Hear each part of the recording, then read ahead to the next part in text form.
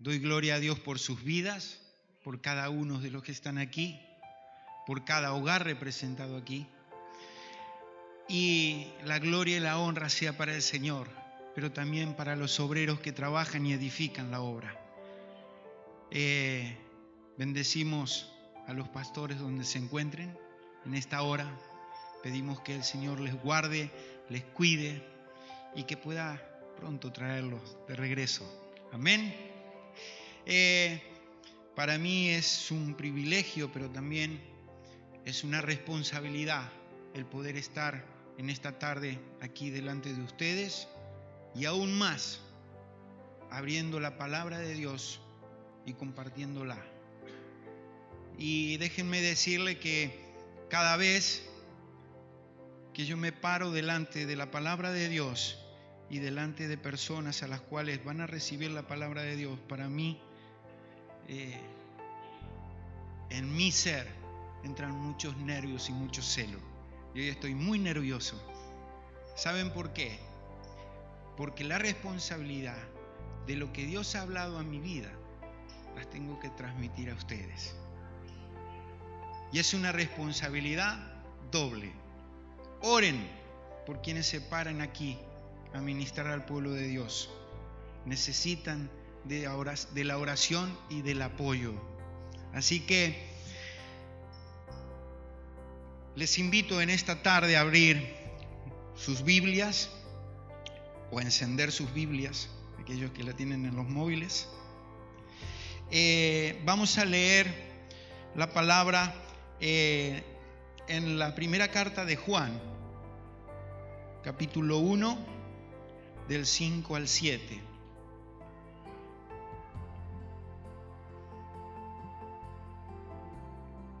Es increíble,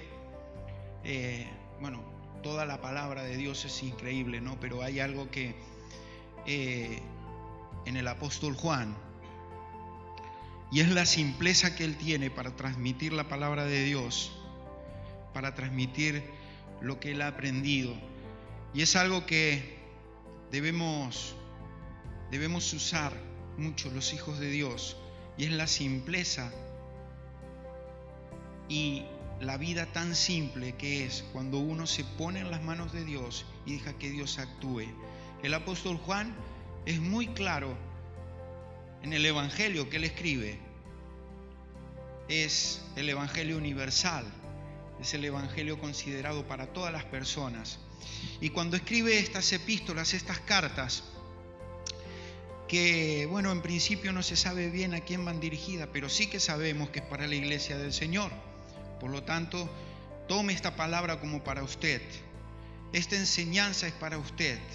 El apóstol Juan escribió esta epístola pensando en usted. El espíritu que guiaba la mano del apóstol ya pensaba en usted en esta tarde. Así que esta palabra es para usted. Tómela. Dice así: este es el mensaje que hemos oído de él y os anunciamos. Dios es luz y no hay ninguna tiniebla en él. Si decimos que tenemos comunión con él y andamos en tinieblas, mentimos y no practicamos la verdad. Pero si andamos en luz, como él está en luz, tenemos comunión unos con otros, y la sangre de Jesucristo, su Hijo, nos limpia de todo pecado. Hay dos cosas que podemos tomar en cuenta de lo que Juan está escribiendo aquí, el apóstol Juan. Dice, este es el mensaje que hemos oído de él. Y está hablando en plural. Porque saben, el apóstol no está hablando por sí solo, sino que también está hablando acerca de aquellos apóstoles que habían estado junto a él, junto a Jesucristo. ¿Qué quiere decir esto? Que el apóstol Juan está respaldando lo que está escribiendo con una verdad tremenda, y no solamente con su palabra, sino con la palabra de aquellos 12 que le acompañaban. La segunda cosa que podemos resaltar, que dice, Y seguimos leyendo, este es el mensaje que hemos oído de Él y os anunciamos. Dios es luz y no hay ninguna tiniebla en Él. Y aquí es la otra palabra, si decimos que tenemos comunión con Él, y es tiempo presente, decimos, lo que estamos hablando en este momento es algo que decimos. Y Él está diciendo, si nosotros decimos que tenemos comunión con Él y andamos en tinieblas, mentimos. ¿Qué está diciendo? Que este mensaje era para el presente de la iglesia a la cual Él estaba mandando esta carta. Y como recién nosotros dijimos que esta carta, como no tiene encabezamiento a quién va dirigida, está dirigida al pueblo de Dios, este mensaje es para usted y es para mí en esta noche. Salvando esas dos cosas y tomando en cuenta estas dos cosas, de que quien está escribiendo esta carta está siendo respaldado por otros 12 que escucharon el mismo mensaje, está diciendo estas palabras directamente a tu corazón y a mi corazón, así como lo dijo en su tiempo cuando se leyó esta carta en público. Todo lo que Él está escribiendo aquí, en esta carta, es para la iglesia activa, para ti y para mí. ¿Sí? Aclarando esto, vamos a ver esta pequeña porción, qué es lo que nos trae a nuestras vidas. ¿Sí? Dice que Dios es luz. Y saben, cuando nosotros nos imaginamos de que Dios es luz, a veces podemos traer a nuestra mente el interruptor para encender y apagar la luz. Y saben, Dios no es así. Dios no tiene un interruptor para encender y apagar. Dios es luz, dice la palabra. En Él no hay tinieblas. Y si queremos buscar un interruptor para apagar la luz de Dios, no lo vamos a hallar. Cuando Dios entra en un lugar, las tinieblas retroceden, porque Él es luz.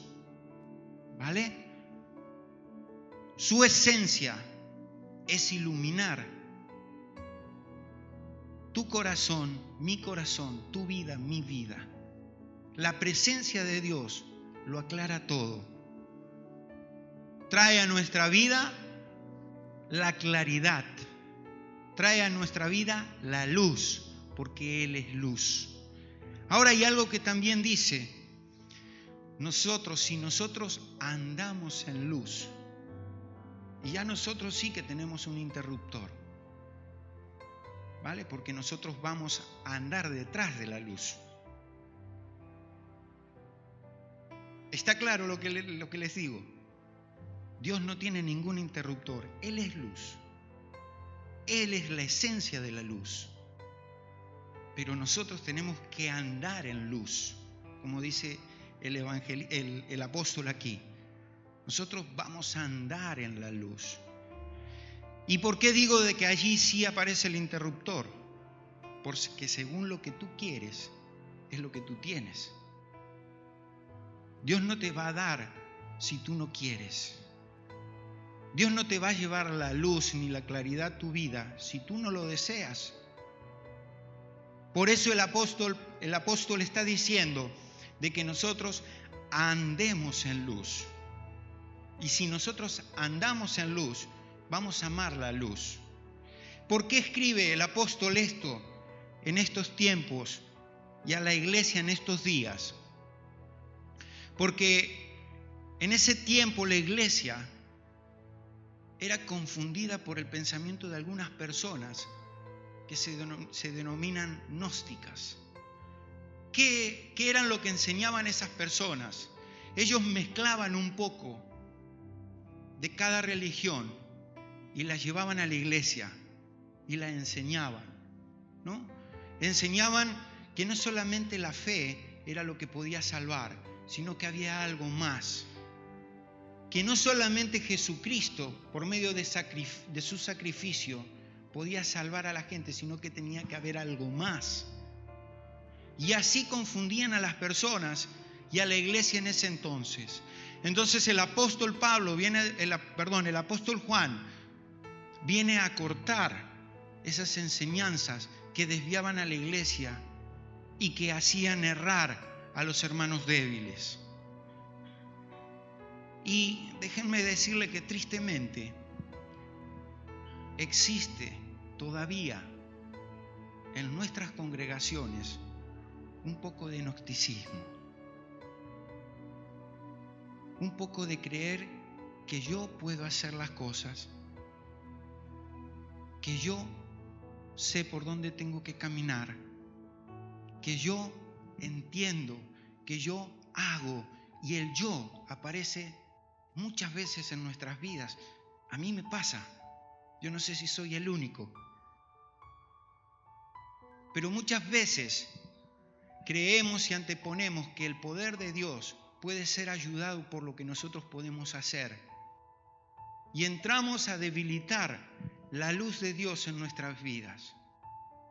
Entramos a debilitar lo que Dios quiere aclararnos con su luz en nuestras vidas por anteponer cosas que son meramente humanas y carnales y mundanas. Y tristemente en las congregaciones podemos ver que la luz de Dios se aparta por las ideas de hombres. Cuando la presencia de Dios, cuando su persona, su espíritu, habla a nuestro espíritu, dice la palabra que hay claridad. Y vamos a leerlo en Salmos. Es muy conocido. El Salmo 119. Y el versículo 105. Vamos a leerlo ahí. Y todos lo deben conocer, porque es un versículo que lo aprendemos de memoria en las escuelas dominicales, nos los enseñan. Y es una verdad tremenda, que a veces, por repetirlas tantas veces, no la quedamos en nuestro corazón y la usamos solamente en algunas circunstancias, en algunas situaciones de nuestra vida. Y esta palabra, que es viva y es eficaz, tiene que vivir y latir cada instante en nuestras vidas. Dice la palabra: lámpara es a mis pies tu palabra y lumbrera en mi camino. ¿Qué quiere decir? De que si Dios es luz, la palabra es la que nos guía y nos hace estar en la luz. Por lo tanto, no solo nos vale venir a la iglesia y estar aquí, sino que necesitamos ser enseñados por la palabra a tener una vida delante del Señor que muestre la luz de Cristo, que muestre su luz. La iglesia está llena de autónomos. A veces hay hasta líderes autónomos que anteponen las ideas antes que la palabra. Métodos que quizás hemos aprendido hace años, queremos traerlo al tiempo de hoy, y como nos compartía Josué recién, son tiempos nuevos en donde Cristo quiere hacer la obra nueva. No quiere cambiar, porque dice que su palabra, que nuestro Dios es el mismo ayer, hoy y por los siglos de los siglos. No cambiará. Pero muchas veces en las situaciones, en las circunstancias y en el entorno que nos encontramos, Dios usa métodos nuevos que a nosotros quizás no nos sirvieron en otro momento, pero que en este tiempo sí sirven. Y a veces anteponemos ideas de cómo fuimos formados en el camino del Señor y queremos traerlo al día de hoy, en donde no sirven o no es la forma. Una cosa impresionante es en la vida de Pablo, cómo él supo moverse entre la gente que no conocía a Cristo y supo ver las posibilidades de predicar el Evangelio de una forma efectiva. Y cuando él fue y se paró en medio del Areópago y vio tantos altares, a Dios de esto, a Dios de aquel, al Dios del otro, él se inspiró por medio del Espíritu de Dios en un altar que estaba vacío y que su inscripción decía al Dios no conocido. Y Pablo supo coger ese Dios que los atenienses no conocían y lo transformó en una verdad tremenda, poderosa, que cambió muchos corazones. ¿Sabes? Lo que a mí me enseñó en Argentina, el método que yo podía haber utilizado para predicar el Evangelio, quizás hoy aquí no sirva. Pero no es el método, sino es el mensaje el que cambia a las personas. Debemos dejar que Dios ilumine los corazones y los senderos de las personas aquí en este lugar donde Dios nos ha traído. Y déjame decirte algo, no es casualidad, ni es porque tenías el dinero para llegar hasta aquí, que tú estás aquí. No es casualidad, no es porque tenías un familiar, aquellos que hemos venido de fuera, no es porque tenía una conexión o porque esto por el otro, no es por eso. Es porque Dios ha querido que estés en este lugar, en esta hora. ¿Sabes por qué? Porque Dios invirtió mucho en tu vida, sin que tú te dieras cuenta quizás. Dios invirtió en tu vida desde que tú fuiste formado en el vientre, porque dice de que allí Él te amó, de que allí Él te anheló. Y todos los días de tu vida, estuviste donde estuviste, Él estuvo preparándote para este día, para el día de hoy, para este tiempo. Nunca debemos menospreciar la obra del Señor en nuestras vidas. Y nunca debemos decir, los que somos hijos de Dios, de que las cosas pasan por casualidad. De todo, ni aún un pelo de nuestra cabeza cae a tierra sin que Él lo sepa. Imagínense de qué cuidado tiene el Señor para tu vida y para mi vida. Y sabes, no hay mejor orientación para un hijo de Dios que estar en la luz y no apartarse de la luz. Vamos a leer, a volver a la epístola de San Juan. En el versículo 7 dice: pero si andamos en luz, como Él está en luz, tenemos comunión unos con otros, y la sangre de Jesucristo, su Hijo, nos limpia de todo pecado.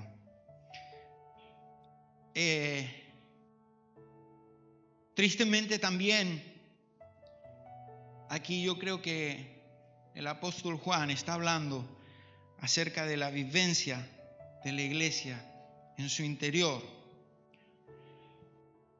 Y está hablando de algo muy importante. Y es algo que muchas veces no tomamos en cuenta nosotros como hijos de Dios, que es la comunión. ¿Saben cuál era la atracción que tenía la iglesia primitiva para los no creyentes? La comunión. Dice que la iglesia primitiva compartía todos los tiempos y todos los momentos, y que el favor del pueblo, o sea, de alrededor, de los de fuera, era reconocido en la iglesia por la unidad y la comunión. Mi hermano, cuando usted tiene muchas brasas juntas, la llama se extiende más alto. Cuando tenemos mucha leña en un solo lugar y está el fuego del Señor encendido, la llama se va a ver desde muy lejos. Por eso el apóstol aquí está diciendo, la comunión es importante. Y hoy hoy este día, nuevamente, se puede escuchar esa voz diciéndote hoy, Palafrugell, tu comunión es importante. Estar juntos y estar unidos, estar unánimes en oración, en ruego, en amor, en compartir con los necesitados. Todo eso atrae la mirada de los que no saben de Cristo, de los que no conocen de Cristo. La comunión es importante. Vivir en comunión es importante. Somos un pueblo elegido por Dios. Somos sacerdotes de ese Dios. La palabra también nos enseña que somos embajadores de ese Dios, de ese reino. Por lo tanto, si no vivimos en comunión, no podemos llevar a cabo la obra que Dios quiere hacer en nuestras vidas y a través nuestro. Por eso el apóstol recalca eso en esta epístola.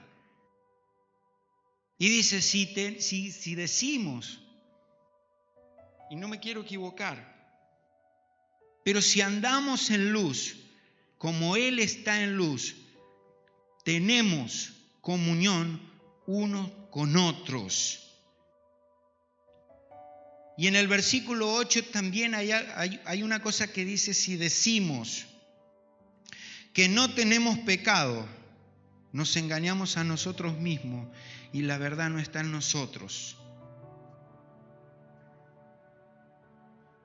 Y esto está hablando acerca de nuestras limitaciones.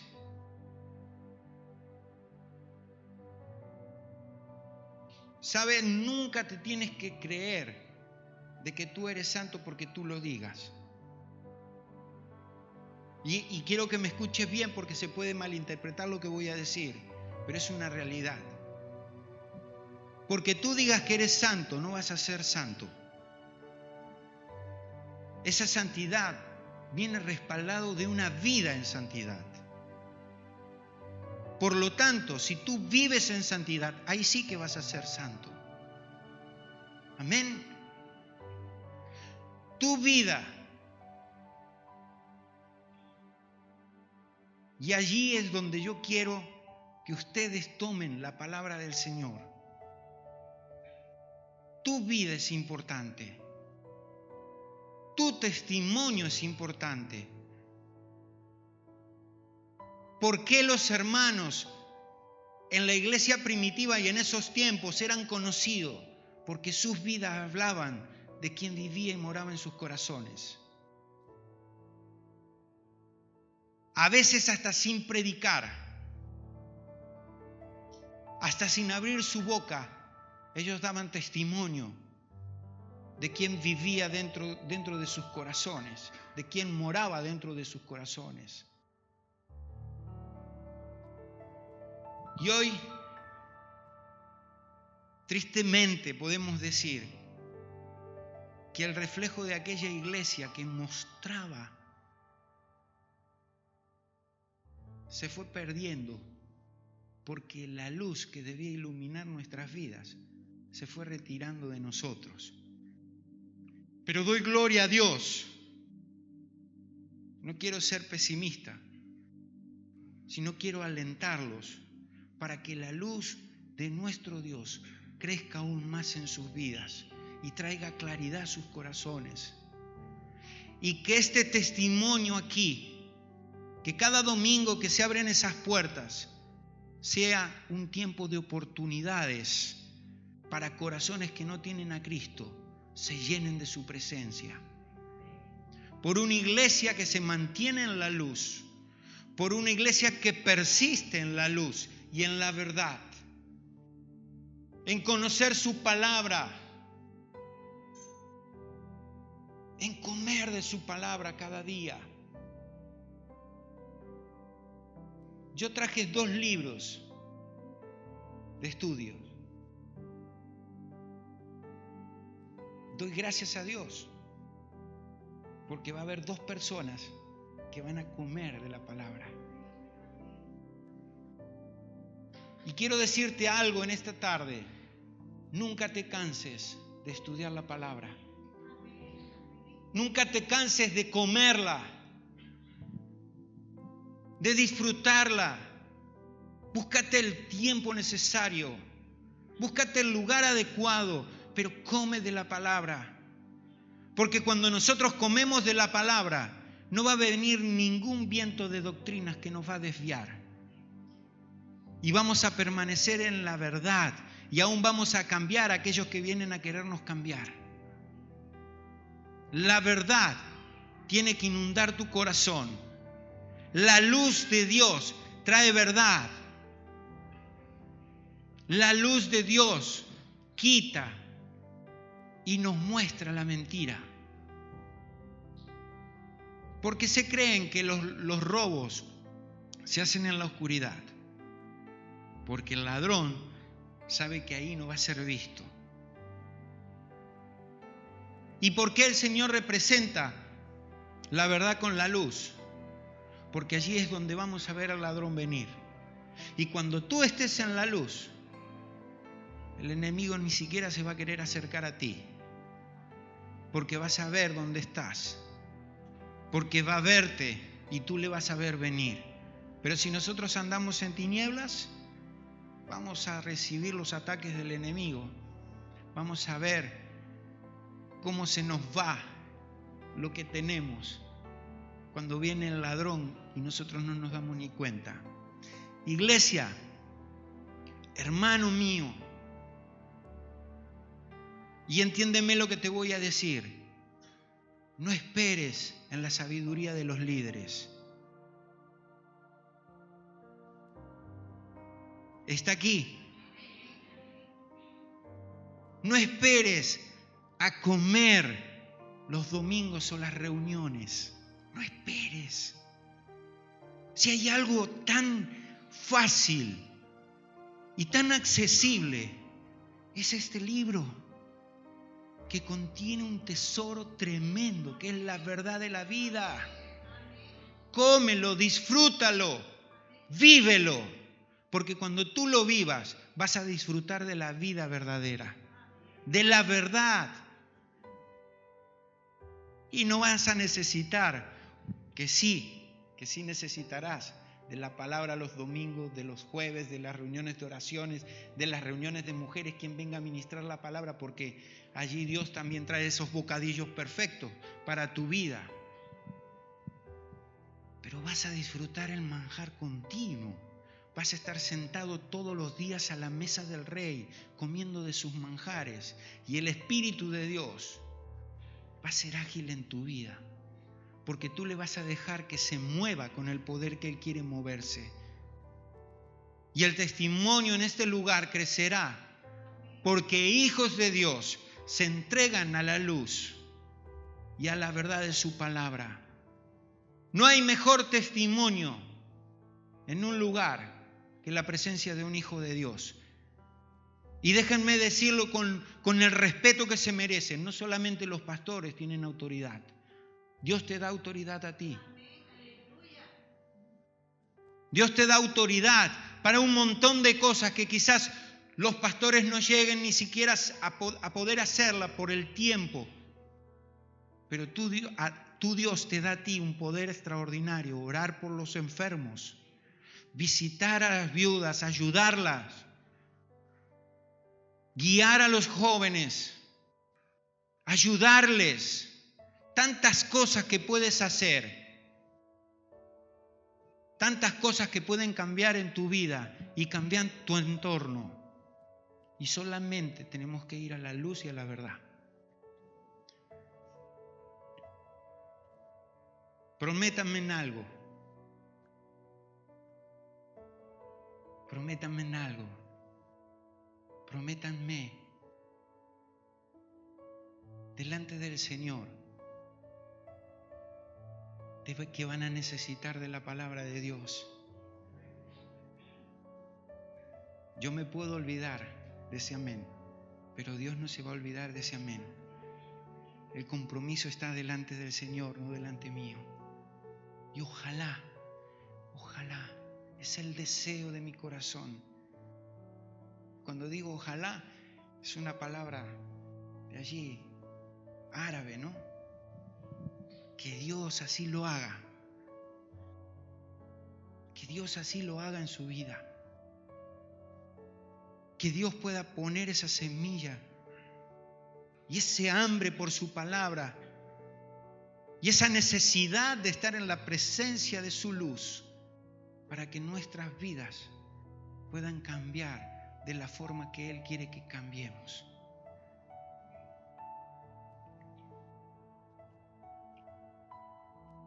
Quiero compartir, para ir terminando,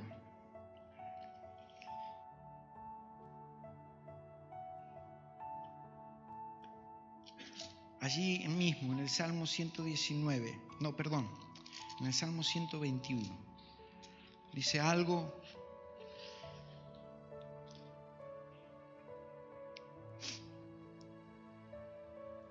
y quiero que te lo lleves como un tesoro. Vamos a leer lo que habla el salmista. Y dice así: alzaré mis ojos a los montes. Y hace una pregunta: ¿de dónde vendrá mi socorro? Y allí enseguida hay una respuesta: mi socorro viene de Jehová, que hizo los cielos y la tierra. Y en sus casas le pongo como tarea seguir leyendo este Salmo 121. Pero en esta noche déjenme quedarnos en este punto. El salmista dice: alzaré mis ojos. ¿De dónde vendrá mi socorro? Yo me imagino a este hombre en una necesidad, como quizás estás tú en esta tarde. Pero viene a su mente la respuesta inmediatamente y dice: mi socorro viene del Señor, que hizo los cielos y la tierra. Y después pueden leer el Salmo 121 en sus hogares, hermoso. Pero hay algo que él entiende enseguida, que larga su pregunta. Mi socorro viene del Señor, que hizo los cielos y la tierra. Y esto no es una frase común, ni es una frase cualquiera. Él está reconociendo de que su socorro va a venir de aquel que tiene el poder para hacer cosas nuevas, para rehacer las cosas que están deshechas, para cambiar, para transformar. Y ese es el mismo Dios que tienes tú en tu vida, aquellos que son salvos por la gracia de Jesucristo, o que tienes la posibilidad y que está a tu lado si tú todavía no tienes a Cristo en tu corazón.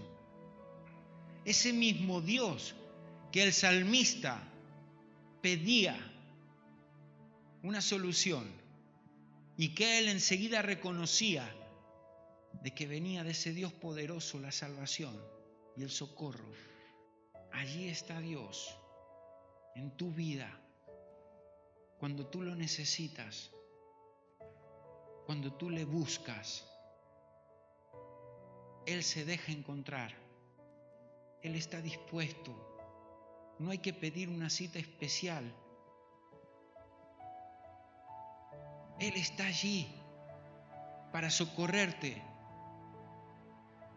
Y sabes, a veces necesitamos volver a los principios de la palabra, aquellos principios tan simples que a veces nosotros complicamos tanto, de que lo que necesitas ya está hecho porque Dios está a tu lado, de que lo que buscas el Señor ya lo conoce, porque Él es el que te formó, es el que te creó, es el que te da vida. Dice la palabra de Dios que nos centremos en las cosas de Él y que todo lo demás va a ser agregado por añadidura. A veces, sin que nosotros pidamos algo, Dios lo conoce y nos lo suple. ¿Cuántas veces nos sorprendió el Señor con cosas que nosotros ni siquiera pensábamos, que ni siquiera habíamos orado, ni siquiera habíamos pedido? Y el Señor es tan bueno que hasta en esos detalles Él se fija. Cuánto más cuando nosotros pedimos para engrandecer su nombre.